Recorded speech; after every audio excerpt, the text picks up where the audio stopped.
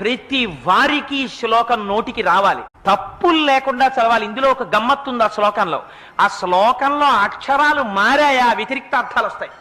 అందుకని తప్పులు చదవకుండా చక్కగా చదవడం నేర్చుకుని చిన్న చిన్న పిల్లల దగ్గర నుంచి అలవాటు చెయ్యండి. స్నానం చెయ్యగానే ఒక్కసారి అమ్మవారి దగ్గరికి వెళ్ళి ఆ కట్టుకున్న తువ్వాలతోటో అందులో బాలల భక్తికి అమ్మవారు పొంగిపోతుంది.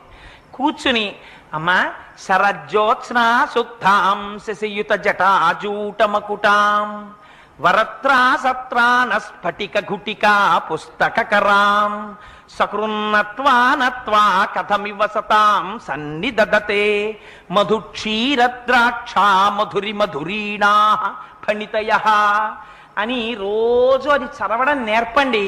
మీరు 1,00,00,000 రూపాయలు ఇచ్చినప్పుడు మీ మనవణ్ణి రక్షించుకున్న కన్నా ఈ ఒక్క శ్లోకాన్ని మీ మనవడికి మీరు నేర్పారా